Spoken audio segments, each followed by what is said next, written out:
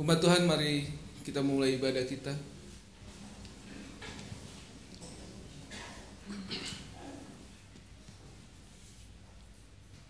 Bersorak-soraklah bagi Tuhan, hai seluruh bumi. Beribadahlah kepada Tuhan dengan sukacita. Datanglah ke hadapannya dengan sorak-sorai. Ketahuilah bahwa Tuhan Allah, Dialah yang menjadikan kita dan punya Dialah kita, umatnya dan kawanan domba gembalaannya. Masuklah melalui pintu gerbangnya dengan nyanyian syukur, ke dalam pelatarannya dengan puji-pujian. Bersyukurlah kepadanya dan pujilah namanya. Sebab Tuhan itu baik, kasih setianya untuk selama-lamanya, dan kesetiaannya tetap turun-temurun.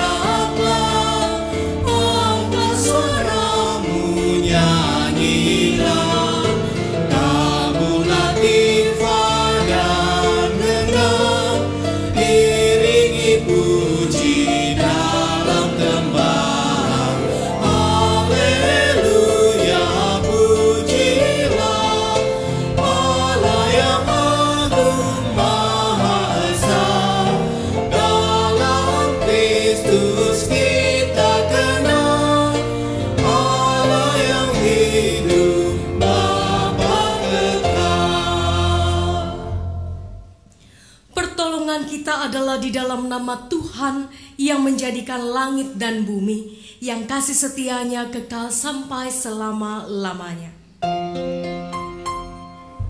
Amin.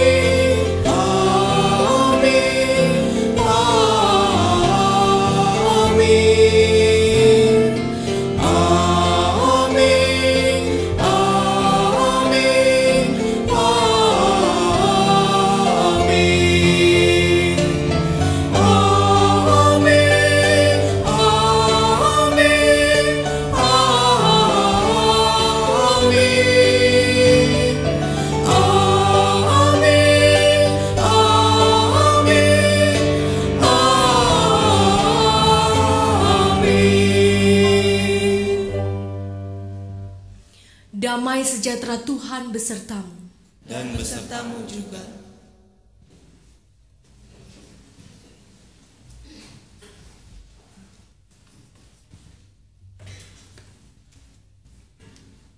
Minggu ini adalah Minggu Paskah ke-6. Kasih adalah identitas kekristenan yang utama.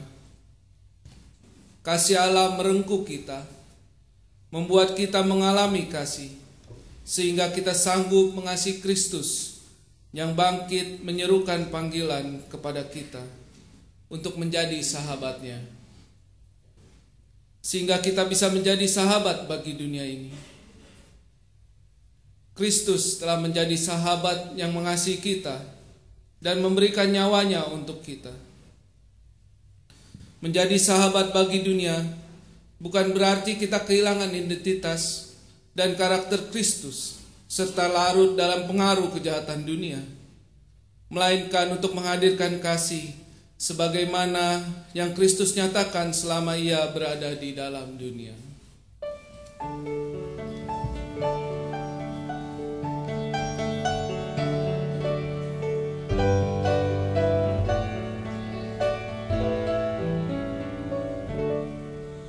Sahabatku yang paling karib di sorga rumah tinggalnya, bicaranya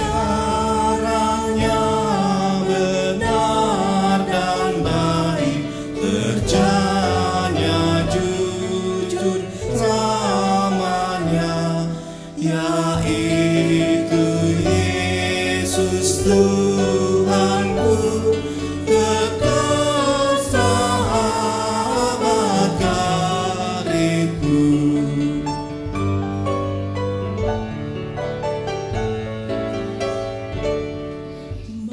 Manusia terombang-ambing, tetapi Yesus tak pernah. Di malam hari ku terbaring di dalam perlindungannya. Ku tahu Yesus Tuhanku, kekal sahabat karibku.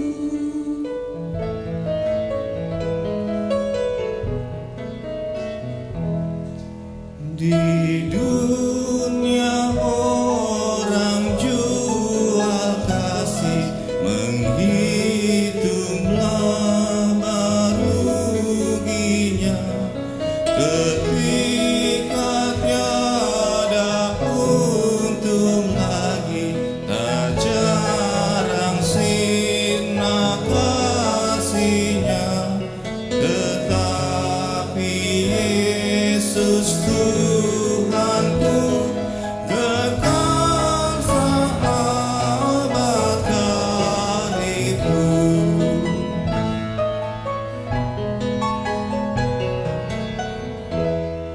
Nyawanya pun direlakannya, supaya aku ditebus dan dosaku dihapuskannya dengan darahnya yang kudus. Ya sungguh Yesus Tuhanku, kekal sahabat karibku. Marilah dengan segenap hati kita merendahkan diri dan mengakui segala dosa di hadapan Tuhan.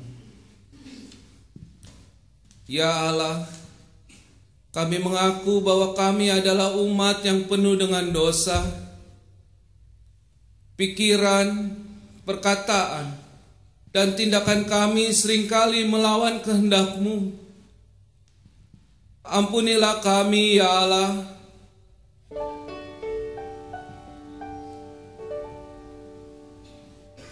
Tuhan kasih kasihani, Kristus kasihani, Tuhan kasihani kami.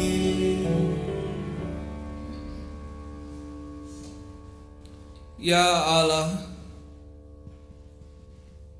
di tengah dunia yang krisis kasih, kami tidak tampil sebagai duta kasih Allah.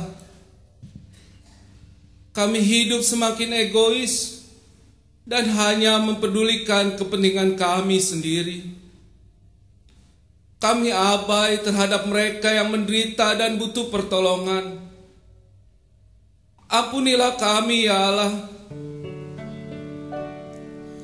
Tuhan kasihani, Kristus kasihani, Tuhan kasihani kami.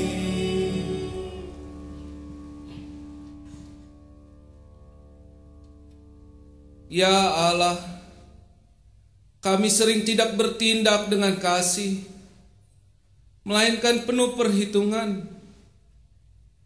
Kami bersikap baik hanya kepada mereka yang baik kepada kami. Kami mengasihi hanya kepada mereka yang menguntungkan bagi kami. Kasih kami terbatas, bahkan terkotak-kotak.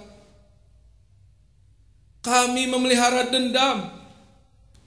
Kekerasan harus kami balas dengan kekerasan.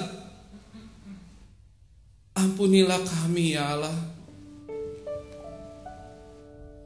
Tuhan kasihani,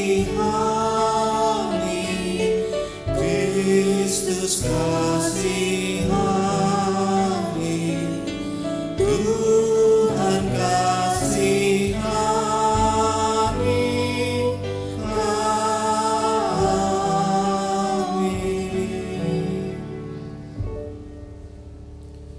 Ya Kristus, Sang Sahabat kami,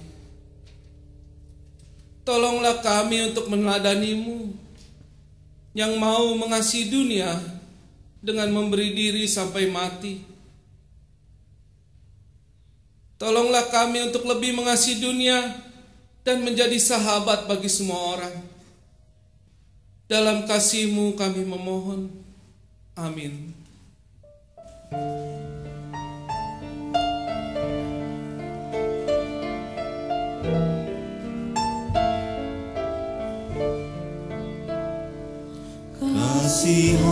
Kasihanilah aku yang lemah, ya Tuhan Maha Kuasa. Hapuskan semua kesalahanku, berilah anugerah. Oleh kasih dan kuasa-Mu, ku rasakan damai-Mu. Kau selalu dekat padaku, limpahkan rahmat-Mu.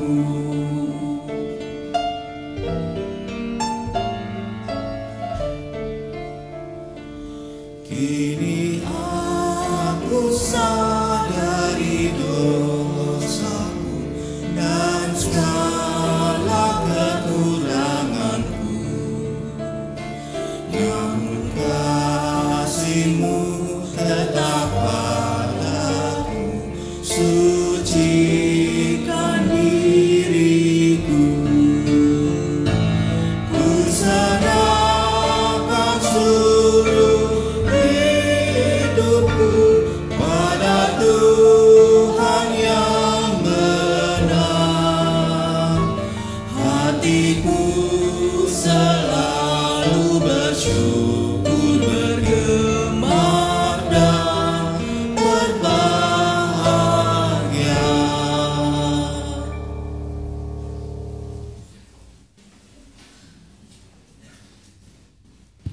Umat Tuhan, dengarlah berita anugerah Tuhan dalam 2 Korintus 5 ayat 17 sampai 19a.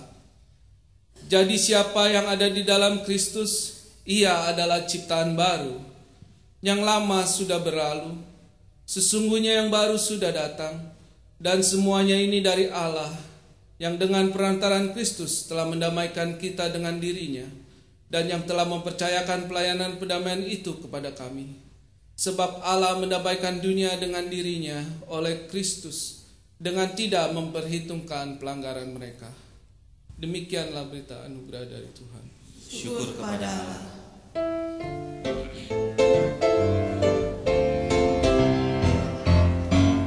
Bersukacitalah selalu, tunjukkan wajah gembiramu.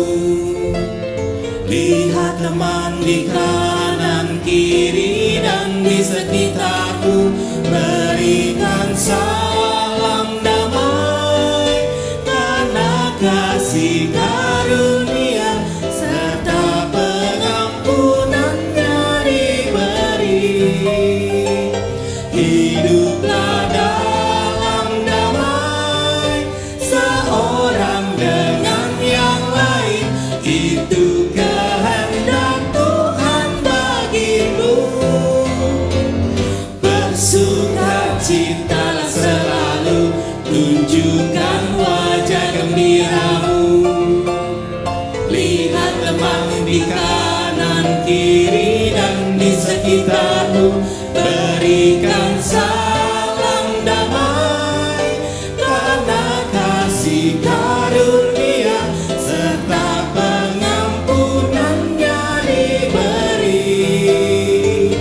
Hiduplah dalam damai, seorang dengan yang lain, itu kehendak Tuhan bagimu.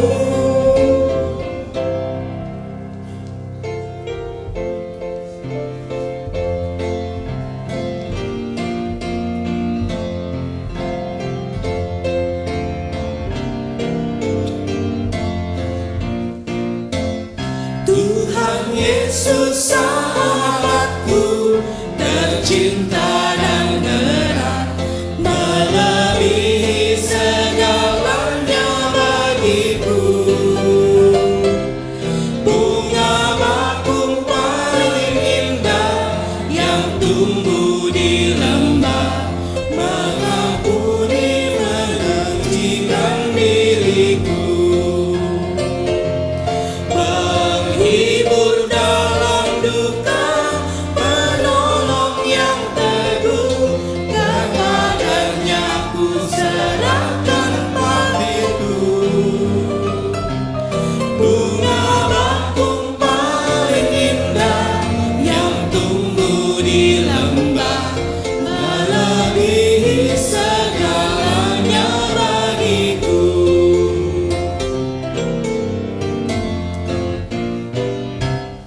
Di setiap pencobaan dan duka batinku, Ia benteng dan perisaiku tetap. Demi Dia ku tinggalkan berhala hatiku, oleh Dia ku bertahan dan tegak. Digoda oleh iblis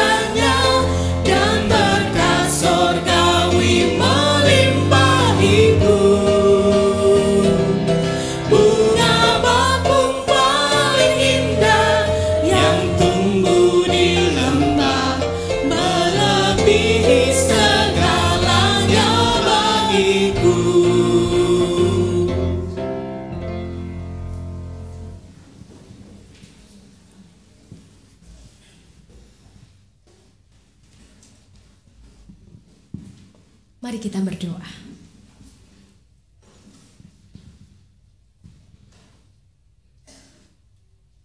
Tuhan, Kaulah sahabat kami, dan tiada yang seperti Engkau. Terima kasih Tuhan Yesus telah siap sedia menjadi sahabat yang terbaik bagi kami. Sahabat dalam suka maupun duka, dalam sehat maupun sakit, dalam keadaan-keadaan yang paling menyulitkan sekalipun Kau tetap ada dan menyertai kami. Tidak ada sahabat di dunia yang seperti Engkau. Dan kami punya sahabat bukan hanya di dunia, tapi sampai nanti kelak di sorga, di tempat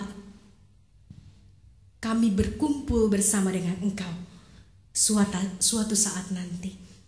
Kami mengucap syukur Tuhan, dan hari ini kami mau belajar dari sahabat yang setia itu. Kami mau belajar darimu, kami mau belajar dari pembacaan firman Tuhan.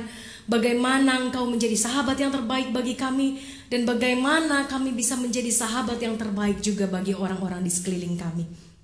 Sehingga kasih-Mu tidak hanya kami nikmati, tapi kami bagikan kepada orang lain, sehingga lebih banyak lagi orang yang dapat merasakan cinta kasih-Mu yang begitu besar dan tak terbatas.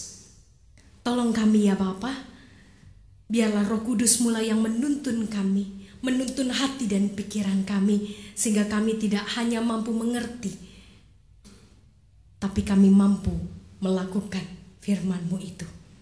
Kuasailah setiap kami yang mendengar dan kami yang berbicara, sehingga hanya Engkaulah yang dimuliakan. Dalam nama Tuhan Yesus Kristus kami berdoa dan mengucap syukur. Amin.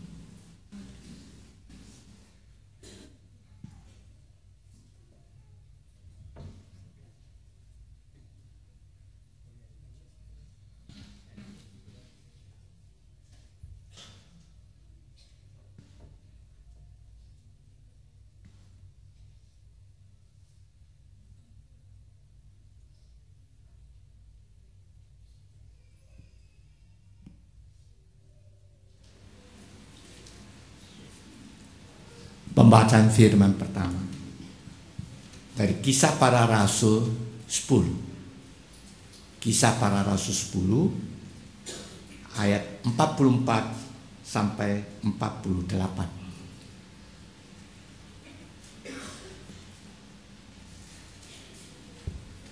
Ketika Petrus sedang berkata demikian, turunlah Roh Kudus ke atas semua orang yang mendengarkan pemberitaan itu. Dan semua orang percaya dari golongan bersunat yang menyertai Petrus tercengang-cengang, karena mereka melihat bahwa karunia Roh Kudus dicurahkan ke atas bangsa-bangsa lain juga. Sebab mereka mendengar orang-orang itu berkata-kata dalam bahasa roh dan memuliakan Allah.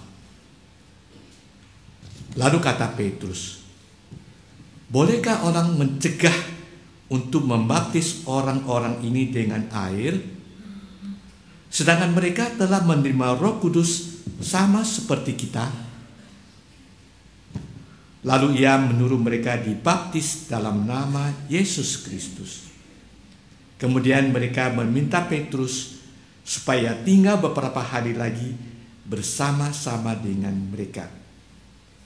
Demikianlah firman Tuhan. Syukur kepada Allah.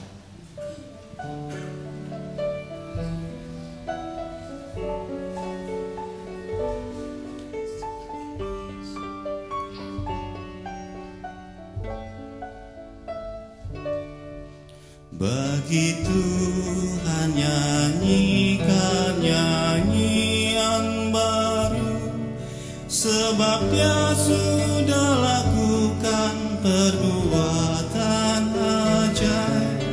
Bagi Tuhan nyanyikan nyanyian baru, keselamatan dikerjakan oleh tangannya. Bagi Tuhan nyanyikan nyanyian baru,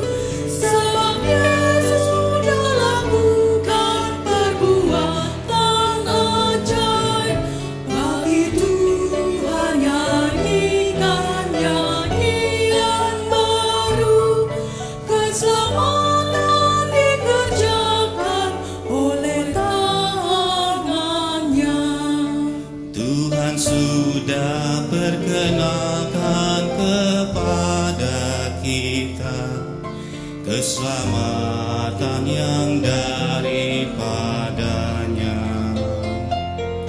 Tuhan sudah menyatakan keadilannya di depan mata bangsa-bangsa. Bagi Tuhan nyanyikan nyanyian baru, sebab Yesus sudah lakukan perbuatan ajaib. Bagi Tuhan nyanyikan nyanyian baru, keselamatan dikerjakan oleh tangannya. Yang mengingat kasih setianya pada kita, kesetiaannya pada Israel, dan segala ujung bumi telah melihat keselamatan yang dari Allah. Bagi Tuhan nyanyikan nyanyian baru, sebab Yesus sudah lakukan perbuatan ajaib. Bagi Tuhan nyanyikan nyanyian baru, keselamatan dikerjakan oleh tangannya.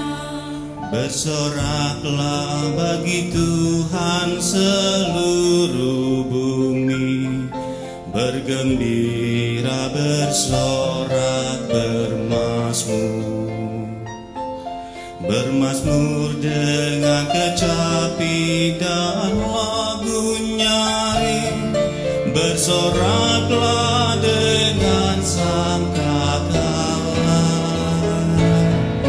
Bagi Tuhan nyanyikan nyanyian baru, sebab Yesus sudah lakukan perbuatan ajaib. Bagi Tuhan nyanyikan nyanyian baru, keselamatan dikerjakan oleh tangannya. Biarlah gemuruh laut serta isinya, semesta dan yang diam dalamnya. Dan biarlah sungai-sungai bertepuk tangan, gunung pun bersorak di depannya. Bagi Tuhan nyanyikan nyanyian baru, sebab Yesus sudah lakukan perbuatan ajaib. Bagi Tuhan nyanyikan nyanyian baru, keselamatan dikerjakan oleh tangannya. Sebab Dia datang untuk hakimi bumi, Tuhan datang menghakimi bumi. Dia akan menghakimi dengan keadilan bangsa-bangsa dengan kebenaran. Bagi Tuhan nyanyikan nyanyian baru, sebab Yesus sudah lakukan perbuatan ajaib. Bagi Tuhan nyanyikan nyanyian baru, keselamatan dikerjakan oleh tangannya.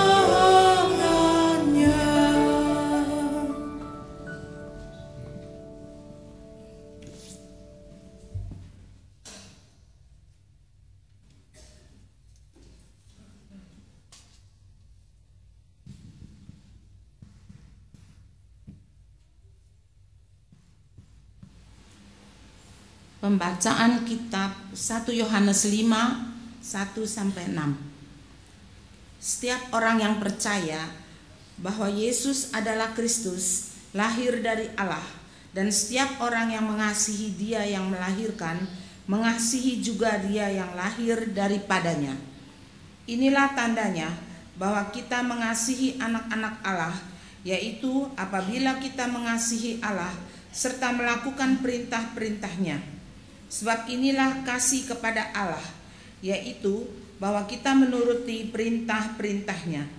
Perintah-perintahnya itu tidak berat, sebab semua yang lahir dari Allah mengalahkan dunia.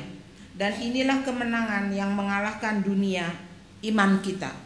Siapakah yang mengalahkan dunia selain daripada dia yang percaya bahwa Yesus adalah anak Allah? Inilah dia yang telah datang dengan air dan darah, yaitu Yesus Kristus. Bukan saja dengan air, tetapi dengan air dan darah. Dan Rohlah yang memberi kesaksian, karena Roh adalah kebenaran. Demikianlah firman Tuhan. Syukur kepada Allah. Pembacaan Injil Yesus Kristus terambil dari Yohanes 15 ayat 9 sampai 17.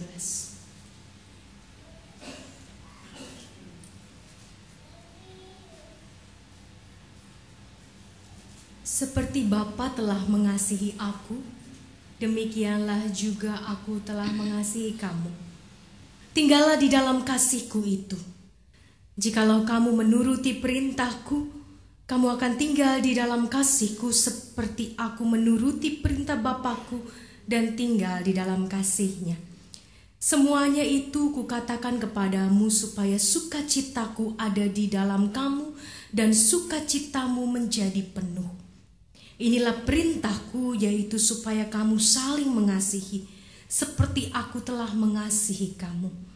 Tidak ada kasih yang lebih besar daripada kasih seorang yang memberikan nyawanya untuk sahabat-sahabatnya.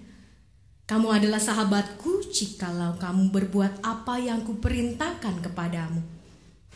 Aku tidak menyebut kamu lagi hamba, sebab hamba tidak tahu apa yang diperbuat oleh tuannya. Tetapi aku menyebut kamu sahabat, karena aku telah memberitahukan kepada kamu segala sesuatu yang telah kudengar dari Bapakku. Bukan kamu yang memilih aku, tetapi akulah yang memilih kamu. Dan aku telah menetapkan kamu supaya kamu pergi dan menghasilkan buah, dan buahmu itu tetap, supaya apa yang kamu minta kepada Bapa dalam namaku, diberikannya kepadamu. Inilah perintahku kepadamu, kasihilah seorang akan yang lain. Berbahagialah setiap kita yang mendengarkan firman Allah dan memeliharanya. Haleluya. Haleluya, haleluya, nama Tuhan terpujilah. Haleluya, haleluya, nama Tuhan terpujilah.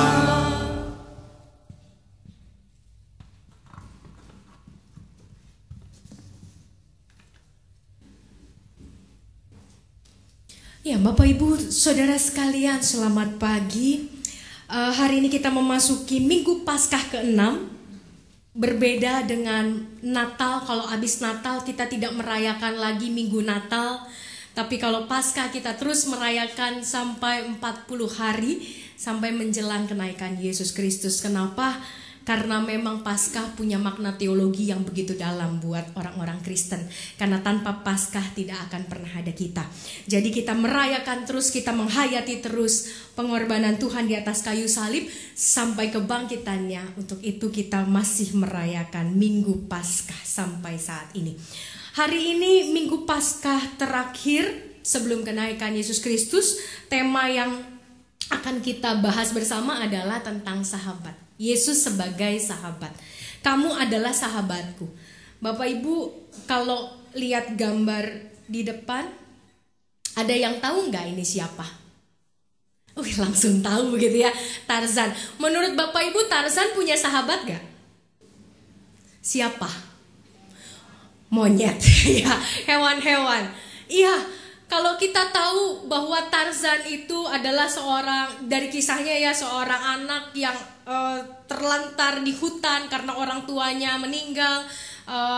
Kapal yang ditumpangi mereka terkena badai, lalu dia hanyut begitu. Ada juga yang bilang bahwa dia itu naik pesawat terbang sama orang tuanya, naik pesawat terbang kecil, lalu pesawat itu jatuh di tengah hutan, orang tuanya langsung meninggal dan hanya dia yang hidup begitu ya. Banyak versi tentang Tarzan. Tapi sebagai manusia dia membutuhkan seorang sahabat. Tapi masalahnya di hutan tidak ada sahabat yang dalam rupa dia gitu ya, dalam bentuk Tarzan, dalam bentuk manusia. Oleh karena itu dia bersahabat dengan hewan-hewan. Karena ternyata memang kita tidak bisa hidup sendiri. Kita diciptakan sebagai manusia yang membutuhkan orang lain. Maka kalau Tarzan saja butuh sahabat, maka kita juga pasti butuh sahabat begitu ya. Ini sahabat-sahabatnya Tarzan. Banyak macamnya gitu ya. Dari gajahnya cuman kok lebih kecil daripada orang utannya gitu ya. Gorila, ada monyet, dan ada beberapa hewan-hewan lainnya yang diceritakan menjadi sahabat karibnya. Nah, sahabat melalui Kamus Bahasa Indonesia disebut sebagai kawan, teman, handai taulan, itu artinya sahabat loh Bapak Ibu gitu ya. Ia mengundang teman-teman lamanya untuk makan begitu ya, bersama-sama di restoran ya, sahabat. Sahabat karib yang erat sekali gitu ya, sangat erat, sangat baik, yang sangat akrab dan sangat kental.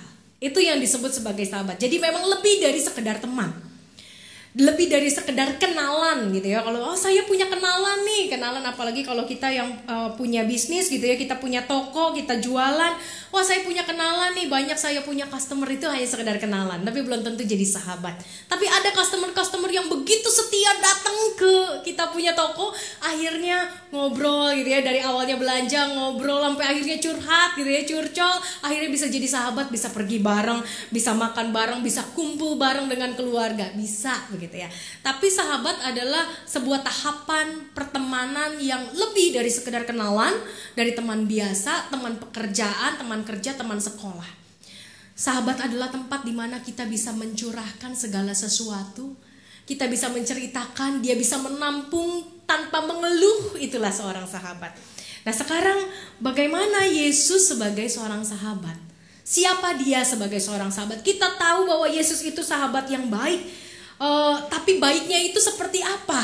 Sahabat yang baik menurut persepsi kita adalah sahabat yang seperti apa? Banyak orang berpikir bahwa sahabat yang baik, kalau bilang, oh saya punya sahabat baik banget begitu ya, dia ada selalu kalau saya butuh, dia ada selalu kalau saya susah, dia hibur saya, dia tolong saya, kalau saya butuh sesuatu pasti dia sediakan. Apakah itu yang disebut sebagai sahabat yang baik gitu ya? Apakah itu saja kriterianya? Ternyata melampaui itu semua. Bahkan ada hal-hal yang mungkin kita tidak suka dari Yesus. Nah, ada loh ya yang kita gak suka dari Yesus. Ternyata ada loh. Nanti kita bisa lihat dari bacaan, pembedahan bacaan yang tadi kita baca bersama. Tapi kita mau melihat secara utuh, sebagai sahabat yang baik, Yesus itu seperti apa dan kita harus seperti apa mengikuti jejaknya. Yang pertama, kalau kita lihat bacaan Kisah Para Rasul, menarik sekali Bapak Ibu bacaan hari ini. Kisah Para Rasul 10 ayat 44 sampai 48 bercerita soal bagaimana ada orang-orang di luar orang-orang bersunat atau orang-orang yang Yahudi, orang-orang yang dijanjikan keselamatan, bangsa yang imamat, rajani, bangsa yang kepunyaan Allah gitu ya. Orang-orang yang tidak dijanjikan hal-hal itu ternyata mendapat baptisan roh. Bahkan baptisan roh itu didapatkan sebelum baptisan air. Jadi bisa bayangkan Bapak Ibu ya bahwa ada dua macam baptisan ya kalau kita tahu. Bukan soal baptis bagaimana caranya gitu ya, percik atau selam, tapi di dalam teologi itu dikenal dua macam baptisan. Yang pertama adalah baptisan roh. Ada seseorang yang mendapat baptisan roh dulu baru dibaptis oleh air. oleh pendeta, oleh pelayan Tuhan.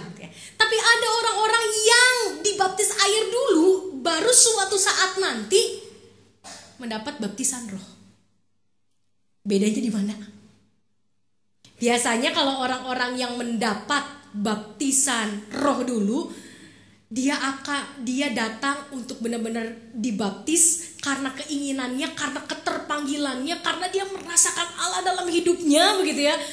Sehingga dia mau merasakan lebih lagi, dia rindu untuk mengalami lebih lagi, dia memberi dirinya dibaptis oleh air.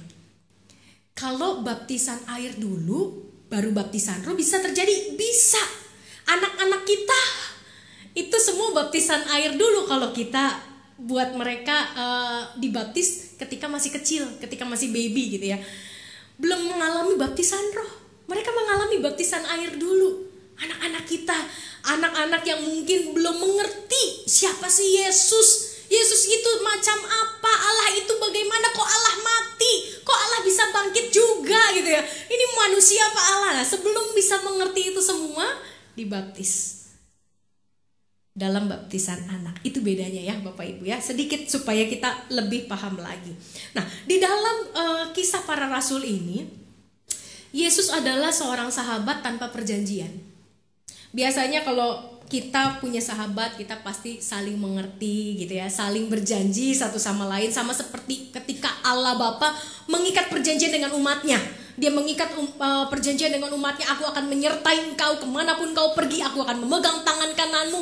Ketika 1000 rebah di kirimu, 10.000 di kananmu, engkau akan tetap berdiri karena engkau adalah umat kepunyaanku. Itu adalah janji-janji Allah. Tapi ketika Yesus hadir di tengah dunia, dia tidak mengikat dalam arti dia adalah seorang sahabat yang tidak mengikat perjanjiannya bahwa kamu harus begini ya, baru aku mau jadi sahabat. Dia tidak mengikat perjanjian dengan orang non-Yahudi pada saat itu. Allah tidak pernah mengikat perjanjian dengan orang non-Yahudi pada saat itu.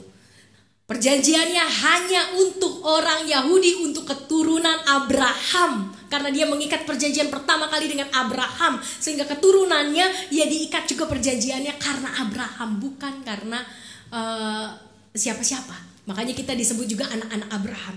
Tapi di masa Yesus, teologi seakan-akan mengalami sebuah perubahan. Allah seakan-akan mengalami sebuah perubahan bahwa dia tidak mengikat perjanjian hanya bagi satu bangsa saja. Dia mengikat perjanjian buat semua orang. Yang akhirnya tanpa perjanjian, dia memberikan keselamatan buat semua orang. Makanya ada Yohanes 3 ayat 16. Karena begitu besar kasih Allah akan dunia ini, dia mengaruniakan anaknya yang tunggal supaya setiap orang yang percaya diselamatkan. Setiap orang yang percaya, bukan setiap orang yang berasal dari suku tertentu, orang Yahudi khususnya. Dia adalah seorang sahabat yang tanpa perjanjian. Dia tidak berjanji, dia tidak mengikat perjanjian dalam arti dia meminta kita menaati ABCD dulu baru dia mau menjadi sahabat. Enggak seperti itu. Yang kedua, dari kisah para rasul kita bisa juga menemukan bahwa Yesus adalah seorang sahabat tanpa kesamaan. Bapak Ibu, kalau kita mencari sahabat, biasanya cari yang sama apa cari yang beda? Hobinya, sifatnya gitu ya. Aduh, kayaknya saya cocok nih sama dia gitu ya, karena hobi kita sama, tukang belanja. Jadi kalau saya belanja ada temen gitu ya. Itu kan enak banget loh. Yang namanya ibu-ibu kalau belanja ada temen tuh seneng banget gitu ya. Karena kalau ibu-ibu belanja sama suami, biasanya suami, "Mah, masih lama nggak? Ma, apalagi yang dicari?" Biasanya gitu kan ya bapak-bapak. "Ma, kapan pulang, Ma? Ma, ini udah banyak, Ma." Karena yang biasanya megang belanjaan adalah bapak-bapak gitu kan ya. Nah, ketika dia punya sahabat bahkan pakai koper gitu ya, nggak apa-apa dua-duanya pakai koper, nggak apa-apa nggak pakai suami, nggak usah sama suami nggak apa-apa. Yang penting ada sahabat yang bisa bantu nemenin kita keliling dari toko A sampai toko Z sampai toko A lagi.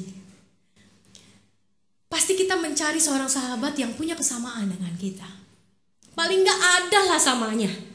Kita ada kesamaan, termasuk juga kalau punya kesamaan masalah. aduh saya tuh pusing di rumah, bapak tuh begini, atau ibu tuh begini. Oh sama, istri saya juga begitu, gitu kan. Suami saya begitu, langsung karib deh. Akhirnya curhat-curhatan. Ya. Pasti ada kesamaan. Tapi Yesus menjadi seorang sahabat tanpa kesamaan. Dia tidak menuntut orang untuk sama seperti dia dulu, baru dia mau menjadi sahabatnya. Dia tidak meminta orang menyerupai dia dulu, baru dia mau jadi sahabat. Bahkan buat orang-orang yang sama sekali berbeda, pandangannya berbeda, pandangan teologisnya berbeda, kasihnya berbeda, karakternya berbeda, dia mau jadi sahabat buat semua orang. Yesus adalah sahabat tanpa kesamaan. Dan yang ketiga, Yesus adalah sahabat tanpa waktu. Bapak Ibu, bisa nggak kita telepon sahabat kita jam 3 pagi? Nggak kira-kira gitu kan ya. Orang lagi tidur masa ya diganggu.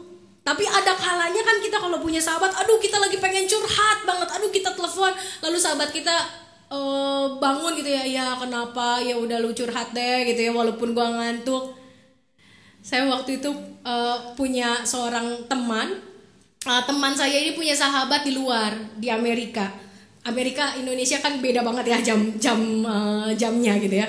Tapi kadang-kadang kalau lagi dia butuh banget, dia telepon tuh sahabatnya yang di Amerika gitu ya. Sehingga waktu teman saya ini cerita, gila, gue telepon sahabat gue itu dia mau lu bangun. Padahal di sini di siang, di sana malam gitu ya. Dia bangun lu walaupun iya sambil begitu gitu ya, ngantuk-ngantuk, tapi dia mau lu dengerin. Nggak pernah ditutup telepon saya atau nggak pernah di-reject telepon saya. Tapi tentunya yang namanya orang sambil ngantuk gitu ya, ngedengerin cerita gimana sih Bapak Ibu ya. Mungkin sangka didongengin makin lelep gitu ya, nggak ada suara gitu ya. Mungkin iya doang tapi kagak nyambung juga gitu ya. Tapi Yesus berbeda. Ada kalanya kita bangun jam 3 pagi lalu kita merasa resah, kita berdoa dan dia mendengar suara kita. Karena dia Allah yang tidak pernah tertidur, dia Allah yang tidak pernah terlelap. Dan itu yang ditunjukkan oleh Yesus. Termasuk juga di dalam kisah para rasul ini. Dia adalah sahabat tanpa waktu. Menurut orang Yahudi harus baptis air dulu. Tapi ketika terjadilah yang namanya baptisan roh sebelum baptisan air, itu waktunya Tuhan. Tuhan mau panggil seseorang pada waktu dia belum dibaptis air, ya bisa. Tuhan mau panggil dia setelah baptis air juga bisa. Waktunya Tuhan, bukan waktunya kita. Dan Tuhan tidak terikat oleh waktu. Kadang-kadang kita kan bilang bahwa harus urutan dong, harus ini dulu, baru ini dulu. Enggak, Tuhan enggak. Kapanpun dia bersedia untuk ada dalam hidup kita. Dan kapanpun dia mau menyentuh hidup manusia, enggak akan pernah ada yang bisa menolak. Kalau nanti kita akan menyaksikan baptisan dewasa, ada 2 orang oma opa, udah usianya indah gitu ya, udah usinda, tapi memberi diri dibaptis hari ini. Bapak Ibu, kalau kita bilang, udah tua ya. Kalau waktu Tuhan bilang, emang kenapa kalau saya mau panggil orang tua? Ada yang tua, ada yang muda nanti gitu ya yang dibaptis. Kalau tua juga masih mau diselamatkan, masih mau dirangkul di dalam keselamatan Tuhan, dirangkul dalam kasih Allah, kenapa enggak? Begitu ya. Jangan bilang, saya udah tua, saya malu kalau dibaptis sudah tua. Ada loh yang mengatakan begitu gitu ya.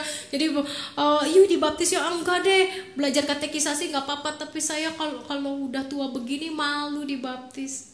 Gak usah malu. Dan kita akan menyaksikan betapa Tuhan mengasihi kedua orang tua kita ini. Bahwa di dalam usia yang sudah lanjut sekalipun, panggilan Tuhan terus terdengar. Dan mereka mendengar panggilannya dan menjawab ya. Dan tidak malu untuk disejajarkan dengan anak-anak yang lebih muda. Tidak malu dan masih mau belajar. Rajin sekali katekisasinya. Saya belum datang, oma dan opa sudah nunggu. Luar biasa Bapak Ibu sekalian. Nanti kita akan menyaksikan bagaimana mereka dibaptis. Yesus adalah sahabat tanpa waktu. Dan setiap kita lahir tanpa perbedaan. Gak ada satupun kita yang dilahirkan di dalam persepsi rasisme. Setiap orang diciptakan indah. Pengalaman-pengalamanlah yang membuat kita jadi rasis. Pengalaman-pengalaman hiduplah yang membuat kita akhirnya membedakan satu orang dengan orang yang lain. Kita lihat ada dua bayi di sini. Yang satu berkulit hitam, yang satu berkulit putih. Tapi saling menyapa. Dan saya melihat bagaimana band itu semua orang disalamin, semua anak disalamin. Gak cewek, gak cowok, gak kulitnya lebih putih, lebih hitam. Semuanya disalamin, semua disenyumin begitu ya. Saya melihat luar biasa yang namanya seorang anak. Makanya Tuhan selalu bilang bahwa kita ini harus seperti anak-anak. Kita menerima semua orang, kita mau bermain dengan semua orang. Kita mau bersahabat dengan semua orang. Karena itulah keindahan sejati. Dari kisah para rasul ini yang kita pelajari. Lalu dari 1 Yohanes yang tadi kita baca bersama. Dari 1 Yohanes 5 ayat 1-6 ini 5-nya ketinggalan. Apa yang bisa kita pelajari? Yang pertama adalah Yesus mengasihi sahabatnya sama seperti mengasihi Bapaknya. Jadi ketika dia mengasihi kita, dia juga mengasihi Bapaknya. Dia mengasihi Bapaknya, dia mengasihi kita. Kasihnya sama. Nggak dibedain. Banyak dari kita kalau sama buat Allah ya yang terbaik begitu ya, tapi pada dasarnya juga nggak terbaik gitu ya. Buat sesama yang nggak usah terbaik. Biasanya kalau ke Allah aja nggak bisa memberi yang terbaik, maka ke sesama nggak akan bisa memberi yang terbaik, Bapak Ibu. Makanya di sini di dalam 1 Yohanes 5 ayat 1-6 Yesus menegaskan bahwa kalau kita mau mengasihi sesama, kita harus mengasihi dengan kasih yang sama dengan kasih kita kepada Allah. Kalau kita memberikan yang terbaik buat orang yang tidak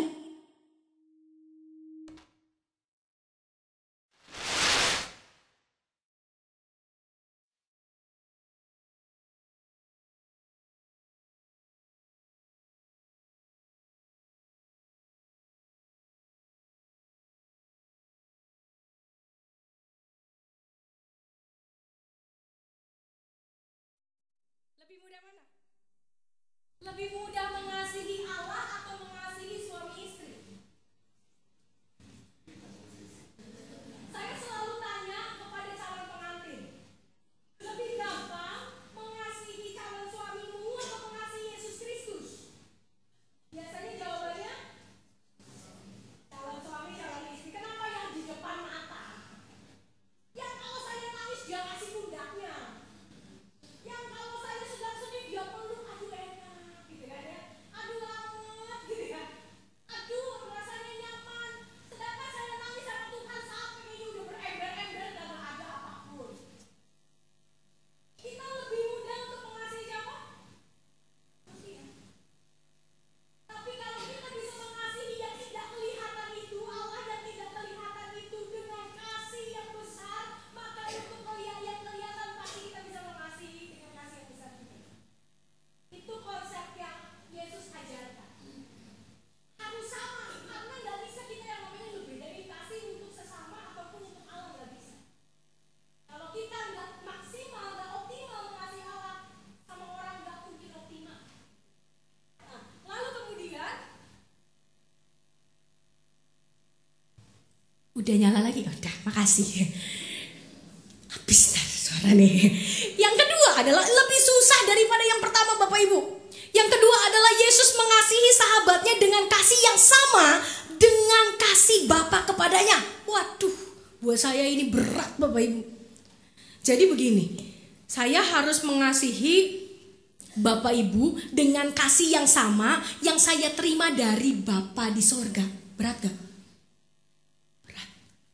Kalau saya dibilang bahwa saya harus mengasihi sesama dengan mengasihi Allah, ya udah, kalau saya buat Allahnya setengah ya buat orang lain juga setengah, masih bisa gitu kan ya. Karena ya kita kalau mengasihi kok kayaknya susah kalau mengasihi full-fullan begitu ya. Kalau dia mengasihi ternyata ada rugi sama laba, tadi nyanyian kita kan gitu kan. Lebih banyak ruginya daripada labanya. Aduh, kok susah mau ngasih dia 100%. Ya udah, saya kasih saya buat Allah juga ya 50%, buat sesama 50%. Masih pakai standar kita. Tapi yang kedua ini berbeda. Yesus mengasihi kita sama dengan kasih yang sama yang Allah Bapanya berikan kepadanya dan Allah Bapanya berikan kepada kita. Aduh, berat. Berat, Bapak Ibu. Gak sanggup sebetulnya kalau kita harus melakukan itu. Saya harus mengasihi suami saya dengan kasih yang sama yang Yesus kasih ke suami saya. Astaga, saya ini kan bukan Allah gitu ya. Allah pasti memberikan yang terbaik, tapi saya sebagai istri mungkin saya punya banyak kelemahan, saya punya banyak keterbatasan. Saya nggak sempurna, tapi saya harus mengasihi seperti Allah mengasihi dia. Berat banget Bapak Ibu. Tapi itulah yang Tuhan inginkan. Itulah kasih yang sejati. Itulah Yesus sebagai seorang sahabat. Dan Yesus meminta kita juga melakukan demikian. Bapak Ibu sekalian, ada seorang kulit putih yang memberikan dirinya untuk pelayanan kemanusiaan di Afrika. Dia adalah seorang dokter. Dia melayani anak-anak yang menjadi korban perang saudara di Afrika, yang mengalami kelaparan dan lain sebagainya. Ada kalanya kan dulu yang namanya kulit putih sama kulit hitam itu susah untuk bersatu karena ada politik apartheid. Tapi dia mau. Dia mengasihi anak ini sama seperti Bapa mengasihi dia. Gak gampang ya Bapak Ibu, apalagi buat orang yang gak dikenal. Orang yang sama sekali berbeda. Ini adalah seorang jutawan dari Inggris. Dia menjual, dia punya rumah yang besar, Porsche-nya dijual, kapalnya dijual untuk mengada bagi anak-anak di Kamboja. Sesuatu yang menurut kita cuma ada di film mungkin. Kayaknya susah membayangkan ada orang di dunia seperti itu, tapi ada. Dan kita pun bisa seperti mereka. Kita pun bisa seperti mereka. Kita memandang orang lain dengan kacamata Yesus. Yesus ditempatkan di depan mata kita sehingga kita bisa melihat orang lain lewat persepsi Yesus. Dan kasih yang timbul akan menjadi kasih yang begitu besar, kasih yang begitu murni, kasih yang begitu luar biasa. Yohanes 15 yang tadi kita baca bersama ayat 9-17. Yesus adalah sahabat yang menuntut Bapak Ibu ternyata. Ini yang mungkin kita gak suka dari dia. Kok tadi dibilang tanpa perjanjian tapi sekarang kok nuntut begitu ya. Dia gak bikin perjanjian tapi kok nuntut gitu ya. Apa sih maksudnya Yesus adalah sahabat yang menuntut? Karena kalau memang kasihnya sejati, maka dia akan menuntut kita untuk juga memiliki kasih yang sejati bagi orang lain. Bukan berarti kasih Yesus diberikan karena pamrih, tapi karena dia mau kita menjadi seperti dia. Karena dialah yang sempurna. Gak ada orang yang mau jadi sempurna, ya gak ada orang yang gak mau jadi sempurna kan. Pasti semua kita punya impian bahwa saya ingin jadi yang sempurna. Saya pengen sempurna, tapi kau yang gak bisa karena saya bukan manusia biasa. Gak Bapak Ibu, kita bisa jadi sempurna. Oleh karena itu Yesus menuntut, dan supaya kita hidupnya maju dan gak jalan di tempat atau bahkan mundur. Bapak Ibu kenal Tulus? Kenal mungkin enggak ya? Tahu lagu-lagunya ya? Ada beberapa lagu Tulus yang menurut saya sangat teologis. Saya kayaknya juga pernah share di sini. Jangan cintai aku apa adanya, tuntutlah sesuatu supaya kita maju ke depan. Jangan cintai aku apa adanya, jangan. Mungkin pernah dengar ya? Tuntutlah sesuatu biar kita jalan ke depan. Menuntut itu perlu. Supaya apa? Supaya kita jalan ke depan sama-sama. Yesus menuntut kita supaya kita maju, supaya kita jadi lebih baik, menjadi person-person, orang-orang yang lebih hebat lagi, lebih sempurna lagi. Yesus menuntut kita, walaupun memang dia mengasihi kita tanpa perjanjian, sehingga akhirnya ketika kita jatuh bangun pun dia tetap berada di pinggir kita. Kalau hanya sekedar dia berjanji doang, dia bilang di dalam perjanjian, atau hanya sekedar menuntut doang, kalau kita gak sesuai dengan tuntutannya, maka dia gak mau lagi jadi sahabat kita. Kalau kita gak sesuai dengan harapannya, maka dia akan tinggalkan kita seperti sahabat di dunia. Ternyata lu begini ya, udah gue gak mau lagi jadi sahabat lu. Kita kan kalau di dunia begitu ya Bapak Ibu. Tapi Yesus enggak, dia menuntut dengan kasih, bukan hanya sekedar menuntut. Persahabatan yang sehat ada di yang warna biru. Seorang sahabat yang ada untuk selalu mensupport, mendorong. Bukan hanya mensupport, ayo kamu pasti nanti akan lewatin deh badai ini, badai pasti berlalu. Bukan hanya soal itu gitu ya. Ayo dong kamu bangkit, kamu punya Tuhan, itu sahabat yang baik gitu ya. Jangan kamu terlena di dalam persoalanmu. Ayo, mari saya bantu. Apa yang kamu butuh saya doakan. Itu seorang sahabat yang baik, seorang yang mau mensupport, bukan hanya mendengar dan ya sudah mendengar saja jadi tong sampah. Tong sampah nggak bisa ngapa-ngapain karena benda mati. Tapi kita bukan benda mati. Kita bisa menampung sekaligus mengolah tampungan itu menjadi hal yang baik buat orang lain. Kita bukan tong sampah, kita recycle bin. Apa bedanya ya Bapak Ibu? Itu segala yang masuk, misalnya dia curhatan yang tidak menyenangkan ya, diolah dalam hati kita oleh iman kita, oleh kasih kita, sehingga keluarlah perkataan-perkataan yang membangun, perkataan-perkataan yang mendorong menjadi lebih baik, perkataan-perkataan yang menumbuhkan dan bukan menghancurkan atau sekedar diam. Seorang sahabat yang baik adalah orang yang selalu ada di samping kita. Dia selalu ada di samping kita. Ketika pilihan kita salah pun dia ada di samping kita. Saya pernah punya mentor dan mentor saya bilang, apapun pilihan kamu, saya akan tetap ada di samping kamu. Walaupun dulu pernah, maksudnya, aduh saya pengen begini, iya tapi itu kan gak baik. Ya oke, kamu tahu bahwa itu kayaknya kurang bijak gitu ya. Tapi andai kata kamu memilih itu, aku akan ada di samping kamu. Itu mentor saya dulu. Dan saya ingat sekali. Dan ketika saya gagal dan tahu benar ternyata terjadi apa yang dia omongin begitu ya, tuh kan gua kata apa gitu ya. Dia gak ngomong tuh kan gua kata apa. Ayo bangkit lagi. Saya kagum sekali dengan mentor saya waktu itu, karena dia betul-betul ada buat saya. Dia akan memberikan kita kekuatan untuk bertumbuh. Seorang sahabat yang baik akan memberikan kekuatan kepada sahabatnya untuk bertumbuh dan bukan bikin dia makin mendem atau makin gak berbuah. Memanjakan terus. Ya udah kan ada aku. Gak apa-apa kamu kehilangan dia, yang penting kan ada aku. Aku ada di sini kok, aku kan sahabatmu. Itu membuat dia jadi terlena sama kita. Ketika kita gak ada suatu saat nanti, kelabakan. Itu bukan sahabat yang baik. Seorang sahabat yang baik gak akan membiarkan sahabatnya tergantung sama dia. Tapi seorang sahabat yang baik akan membuat sahabatnya bergantung sama Tuhan. Itu bedanya. Dia akan mendorong kita untuk keluar dari comfort zone kita, dari zona aman kita dan nyaman kita.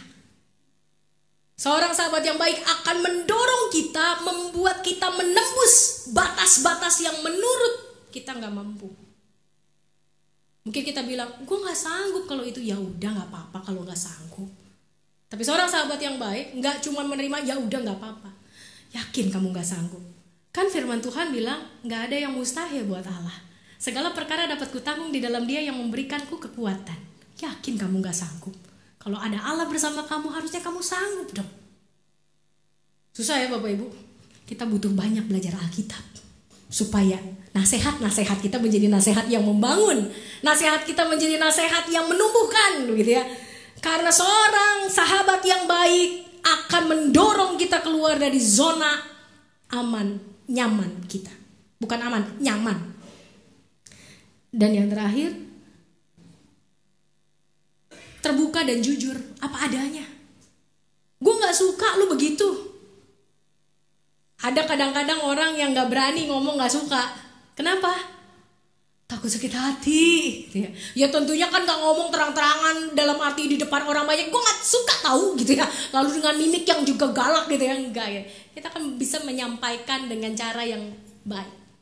Ya. Aku gak suka kamu begitu terus. Karena itu tidak baik.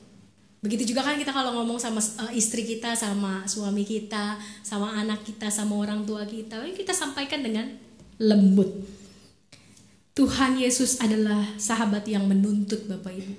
Supaya apa? Supaya kita maju ke depan. Bukan untuk menyengsarakan kita, tapi untuk memuliakan kita. Untuk menguduskan kita. Untuk membenarkan kita. Karena ketika dia udah benerin, terus dirusak lagi sama kita, dia benerin lagi, dirusak lagi sama kita. Terus aja kayak begitu gitu ya. Dia pengen begitu udah dibenerin, kita juga hidupnya makin bener.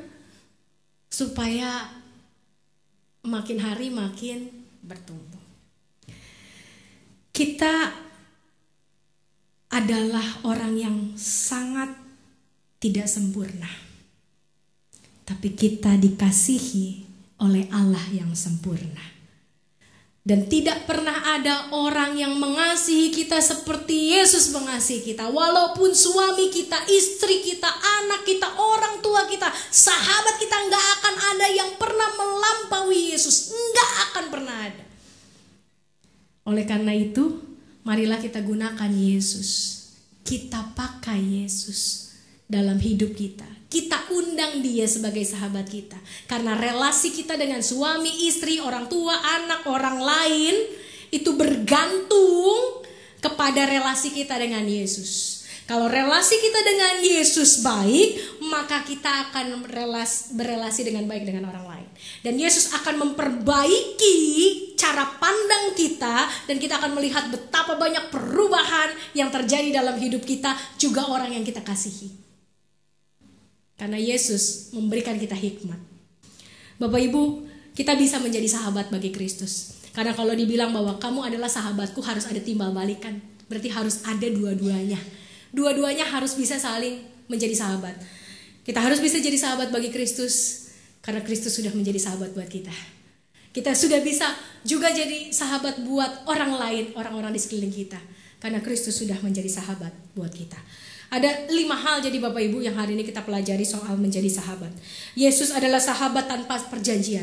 Gak perlu janjikan tidak perlu orang berjanji dulu sama kita untuk jadi sahabat yang baik buat kita, baru kita mau jadi sahabatnya. Lalu kedua, Yesus ada menjadi sahabat tanpa kesamaan. Kita gak perlu jadi sahabat buat orang-orang yang sama melulu sama kita. Carilah sahabat orang-orang yang berbeda. Karena jangan-jangan karena perbedaan kita bertumbuh. Yang ketiga, Yesus adalah sahabat tanpa waktu. Kapanpun kita ada buat dia. Dalam susah maupun senang, dalam sehat maupun sakit. Walaupun mungkin buat orang lain kita gak akan seperti Yesus banget gitu ya. Jam 3 pagi dibangunin, baik, enggak gitu ya. Enggak, jangan begitu juga Bapak Ibu ya. Tapi kita tahu ketika sahabat kita membutuhkan kita dalam susah, kita ada buat dia. Lalu Yesus adalah sahabat yang mengasihi sahabatnya itu dengan kasih yang sama dengan Bapaknya. Bahkan dia mengasihi sahabatnya dengan kasih yang sama yang Bapa berikan kepada dia dan Bapa berikan kepada sahabatnya. Lebih susah. Dan yang terakhir, Yesus mengasihi kita, maka dia menuntut kita. Maka kita juga bisa menuntut orang lain. Selama tuntutan itu kita bungkus dalam kasih Tuhan. Tuhan Yesus memberkati. Amin.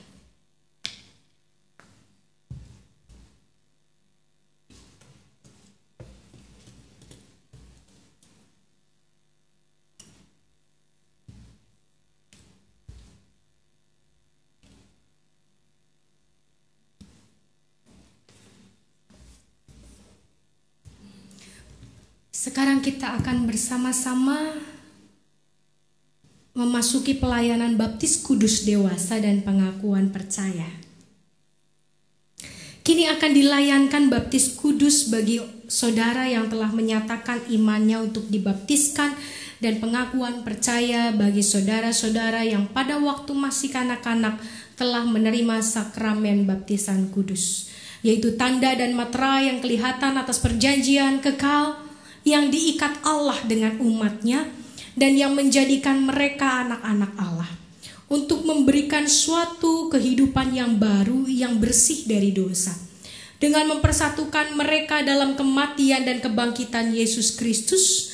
Saat ini setelah mereka dewasa, mereka sendiri dengan pertolongan Roh Kudus akan menyatakan pengakuan percaya mereka di hadapan Tuhan dan jemaatnya. Melalui pengakuan percaya, mereka menjadi anggota dewasa dari tubuh Kristus untuk secara penuh berperan serta mengerjakan misi Allah dengan mewujudkan persekutuan serta melaksanakan kesaksian dan pelayanan.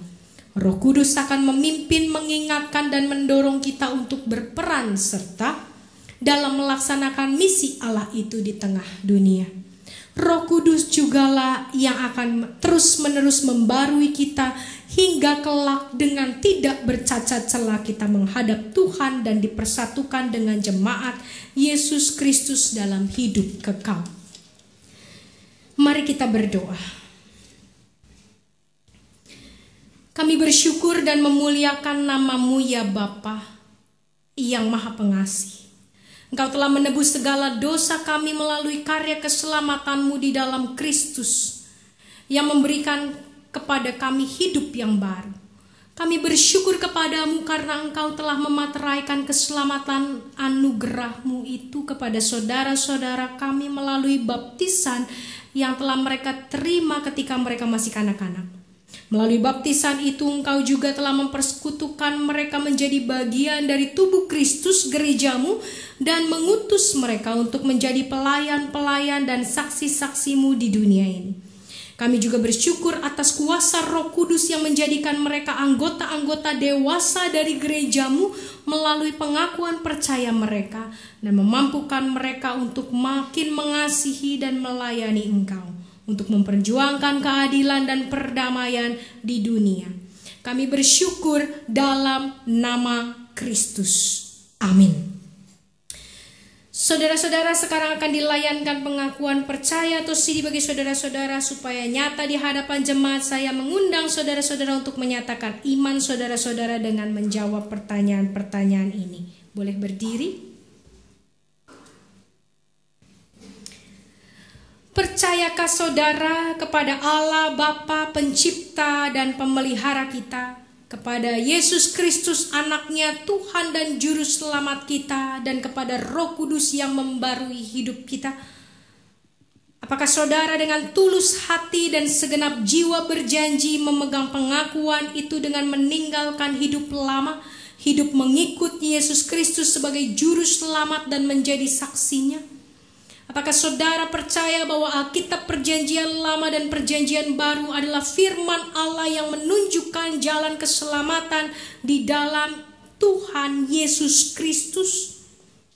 Apakah saudara dengan sungguh-sungguh ingin menjadi anggota gereja Tuhan dan bersedia menerima tugas pengutusannya, yaitu dengan setia mengambil bagian dalam mewujudkan persekutuan serta melaksanakan pelayanan dan kesaksian? Apakah saudara berjanji untuk menerima dan mentaati ajaran dan tata gereja GKI? Apakah jawab saudara Liu Puyin? Ya, saya percaya dan berjanji. Apakah jawab saudara Chong Yin Chong? Ya, saya percaya dan berjanji. Apakah jawab saudara Ricky Stanley? Ya, saya percaya dan berjanji. Apakah jawab saudari Valianti Yakub? Ya, saya percaya dan berjanji. Apakah jawab saudara Putra Pertama Immanuel? Ya, saya percaya dan berjanji. Apakah jawab saudari Fania Gebi Ishak? Ya, saya percaya dan berjanji. Apakah jawab saudari Eka Agustin? Ya, saya percaya dan berjanji. Bersama dengan pengakuan iman mereka, marilah kita sebagai umat Tuhan mengikrarkan iman kita bersama-sama dengan saudara-saudara yang akan menyatakan pengakuan percaya mereka dengan mengucapkan pengakuan iman rasuli. Aku percaya kepada Allah Bapa yang Maha Kuasa, Khalik langit dan bumi, dan kepada Yesus Kristus anaknya yang dikandung dari Roh Kudus, lahir dari darah, sengsara di bawah pemerintahan Pontius Pilatus, disalibkan, mati dan dikuburkan, turun ke dalam kerajaan maut, pada hari yang ketiga bangkit pula dari antara orang mati, naik ke surga, duduk sebelah kanan Allah Bapa yang Maha Kuasa, dan dari sana Ia akan datang untuk menghakimi orang yang hidup dan yang mati. Aku percaya kepada Roh Kudus, gereja yang kudus dan am, persekutuan orang kudus, pengampunan dosa, kebangkitan orang mati, dan hidup yang kekal.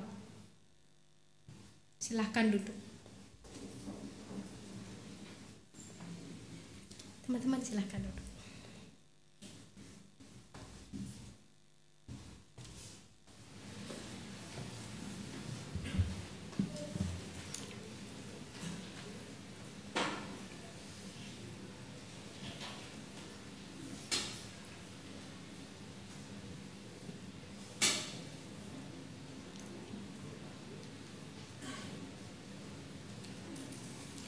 Nama-nama calon baptis kudus dewasa. Yang pertama, Ibu Liu Pun Yin.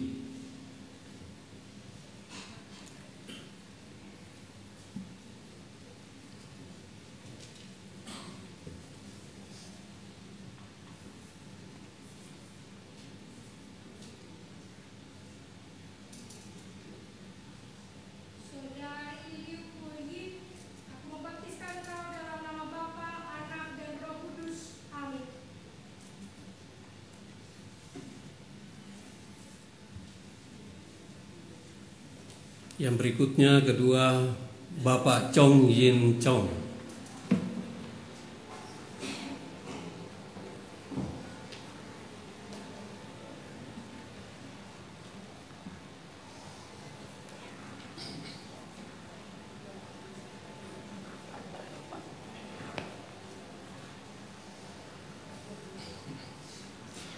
Chong Yin Chong, aku membaptiskan engkau dalam nama Bapa, Anak, dan Roh Kudus. Amin.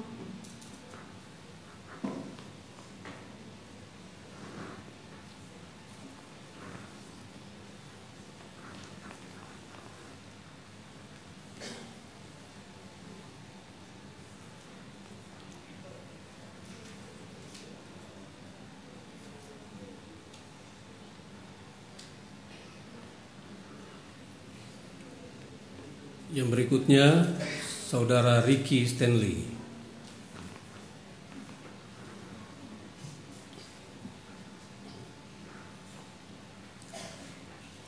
Ricky Stanley, aku membaptiskan kau dalam nama Bapa, Anak, dan Roh Kudus. Amin.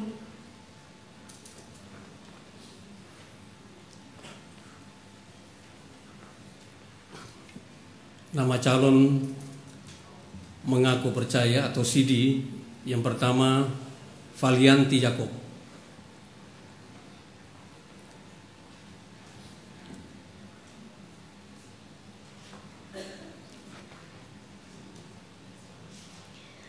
Ya Allah, teguhkanlah hambamu Valianti Yakub dengan anugerahmu, supaya ia bertambah setia melayani engkau dan setiap hari bertumbuh dalam roh hingga kelak menghadap Tuhan dengan tiada bercacat celah dan dipersatukan dengan jemaat Yesus Kristus dalam hidup kekal.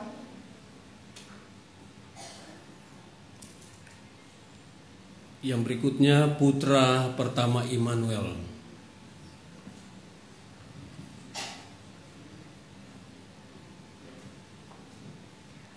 Ya Allah, teguhkanlah hambamu putra pertama Immanuel dengan anugerah-Mu, supaya ia bertambah setia melayani engkau dan setiap hari bertumbuh dalam roh hingga kelak menghadap Tuhan dengan tiada bercacat celah dan dipersatukan dengan jemaat Yesus Kristus dalam hidup kekal. Yang berikutnya, Vaniati Gebi Ishak.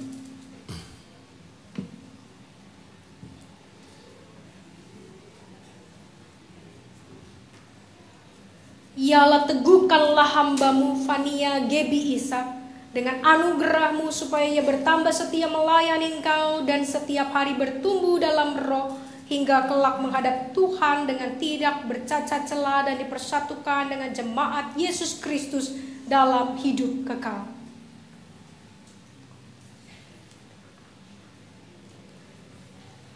Yang terakhir, calon baptis kudus dewasa, titipan baptis dari GPIB Bethesda, Eka Agustin.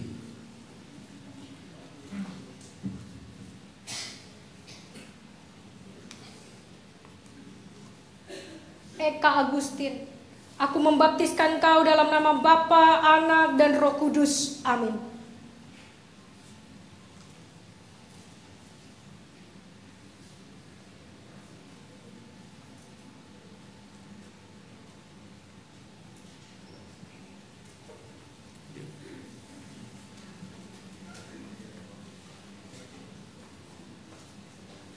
Setelah berkat diucapkan, saya undang Bapak Ibu sekalian untuk menyanyikan doksologi bersama. Allah, sumber segala kasih karunia, yang telah memanggil saudara dalam Kristus kepada kemuliaannya yang kekal, melengkapi, meneguhkan, menguatkan, dan mengokohkan saudara. Dialah yang punya kuasa dari sekarang sampai selama-lamanya.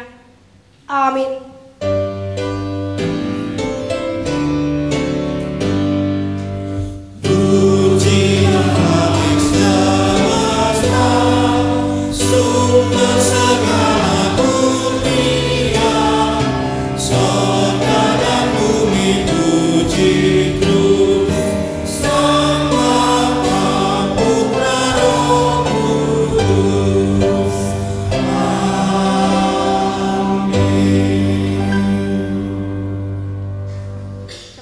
Silahkan duduk. Saudara-saudara, kami bersuka cita karena saudara-saudara telah berketetapan untuk mengakui iman saudara di hadapan Tuhan dan jemaatnya. Dalam baptisan, saudara-saudara telah dipersatukan dengan Kristus. Kini melalui pengakuan percaya secara penuh, saudara-saudara telah menjadi anggota-anggota gerejanya yang diutus untuk menjadi saksi-saksi Injil.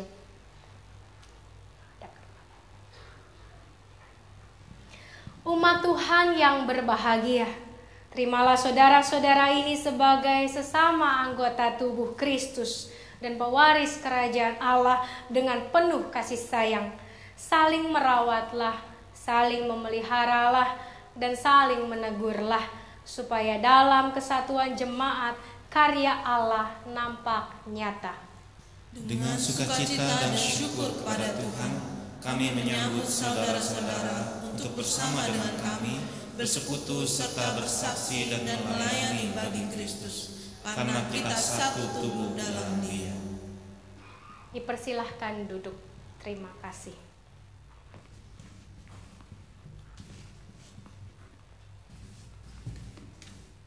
Mari kita berdoa.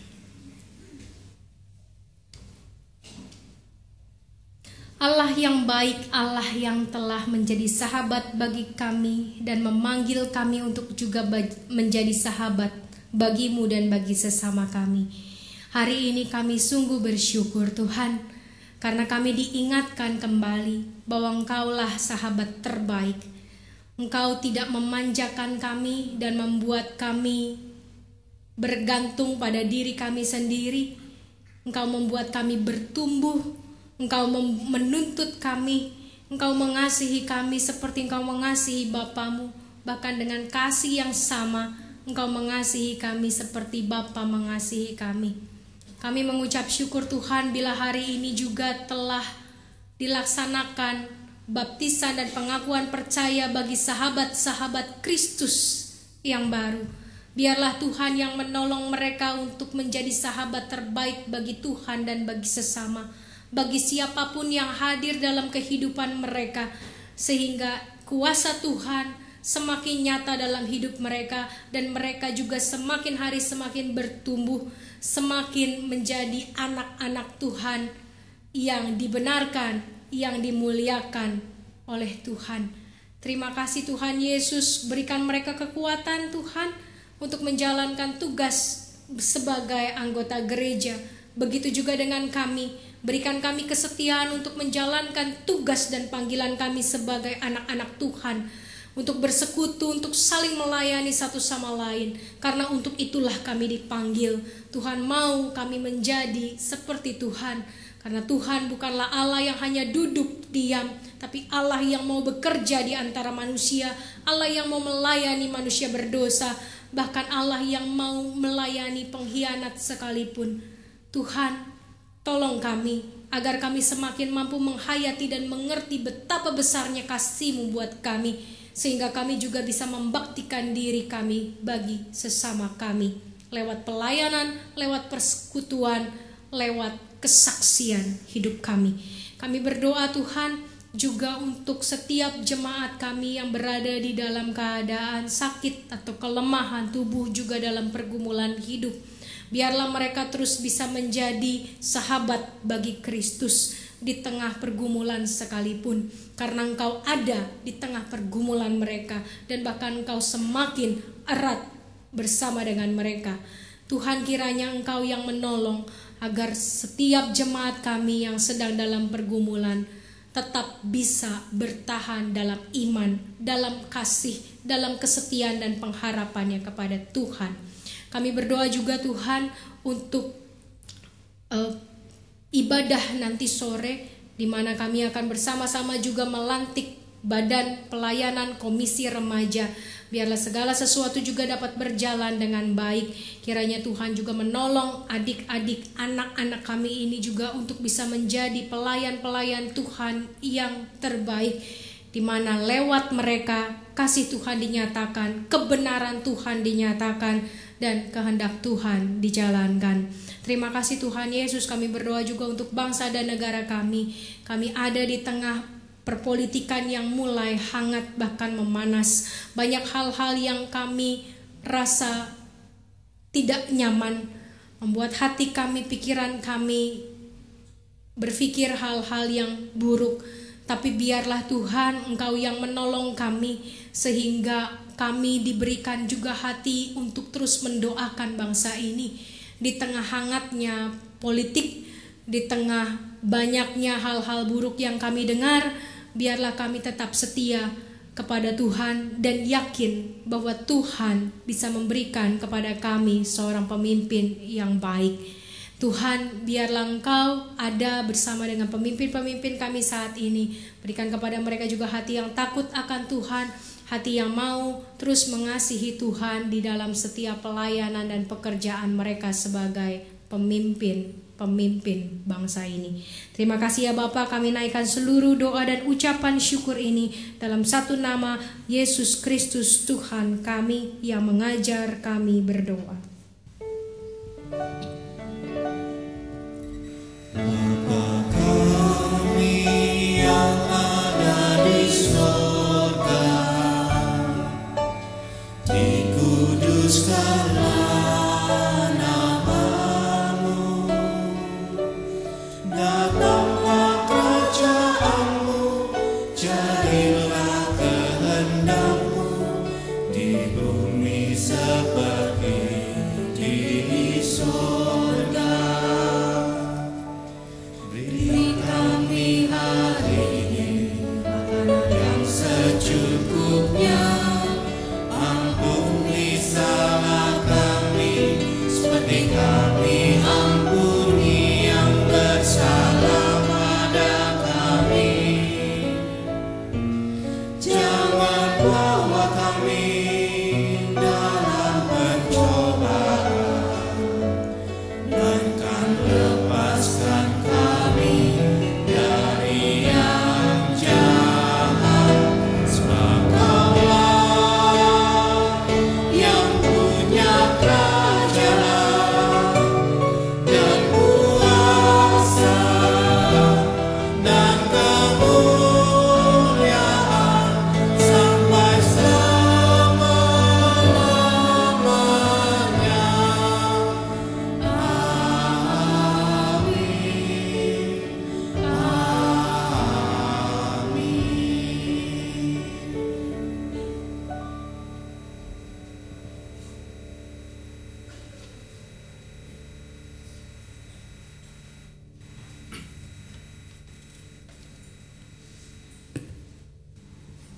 Umat Tuhan, firman Tuhan dalam Filipi 4 ayat 6 berkata, "Janganlah hendaknya kamu khawatir tentang apapun juga, tetapi nyatakanlah dalam segala hal keinginanmu kepada Allah dalam doa dan permohonan dengan ucapan syukur."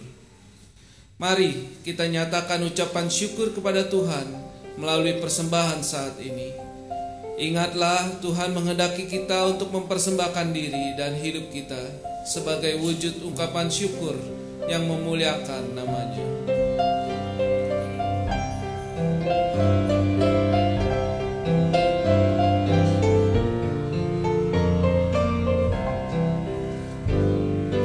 Bukan karena upahmu dan bukan karena kebajikan hidupmu, bukan persembahanmu dan bukan pula hasil perjuanganmu. Allah mengampuni kesalahanmu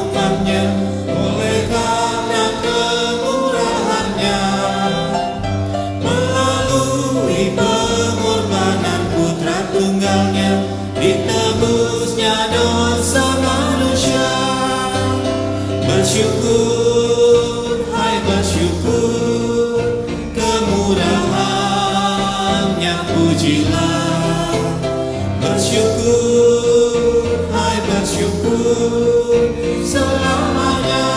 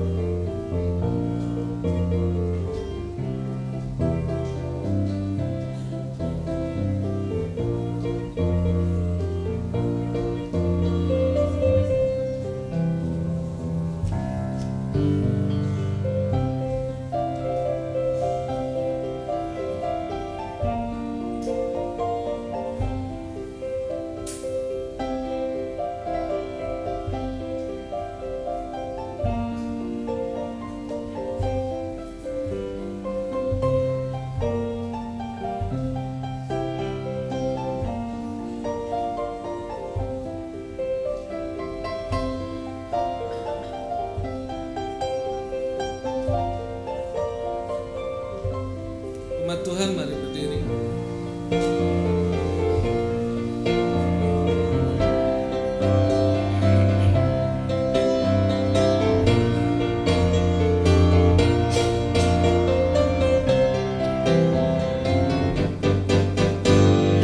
Janganlah kau bermegah dan jangan pula meninggikan dirimu. Baiklah selalu merendah dan hidup dalam kemurahan kasih-Nya. Keangkuhan tiada berkenan kepadanya, orang sombong direndahkannya. Yang lemah dan hina dikasihinya penuh, yang rendahkan ditinggikannya. Bersyukur, hai bersyukur, kemurahan-Nya pujilah. Bersyukur, hai bersyukur selamanya. Mari kita satu dalam doa. Tuhan Yesus, sahabat sejati kami, kami bersyukur diberikan kesempatan memberikan persembahan terbaik kami ini. Dengan kerendahan hati dan kerelaan, serta tanpa rasa khawatir. Tuhan, berkatilah dan kuduskanlah persembahan kami, dan jadikanlah persembahan ini sebagai alat karya Tuhan dalam mewujud nyatakan kasih-Mu dalam kehidupan gereja, umat, dan bumi ini. Amin.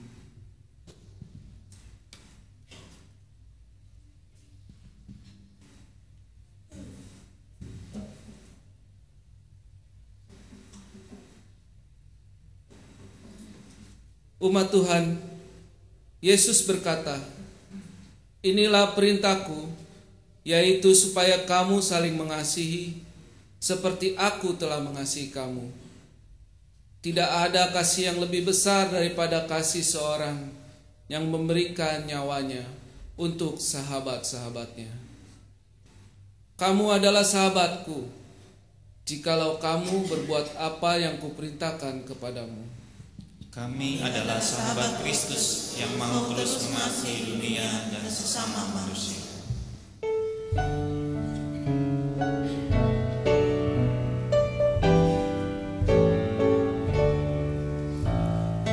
Perintah baru ku beri padamu, agar di antara kamu saling mengasihi, sama seperti aku mengasihimu.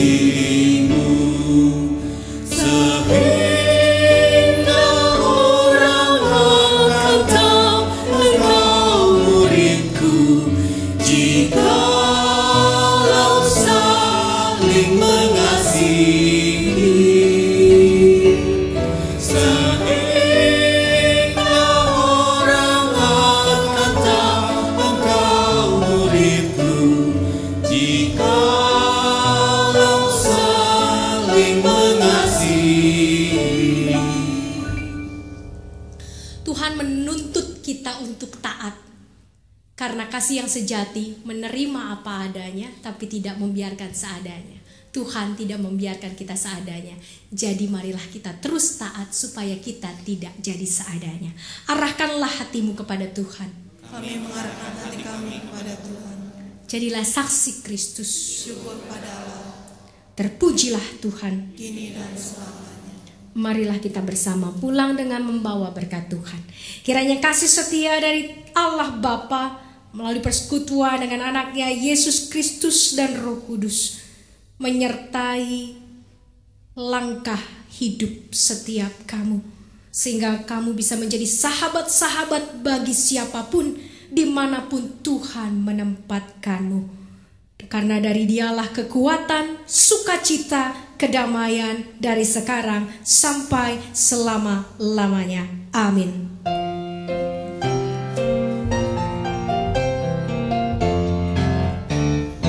Haleluya, amin. Haleluya, amin. Haleluya, haleluya, haleluya, amin.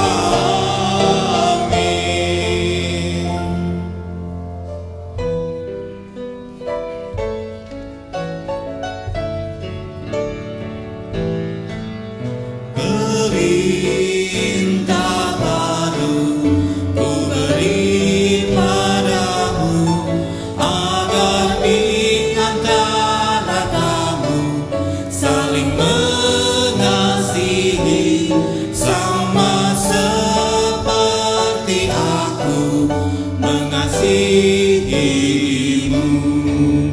Sehingga orang akan tahu engkau muridku, jikalau saling mengasihi. Sehingga orang akan tahu engkau muridku, jikalau saling mengasihi.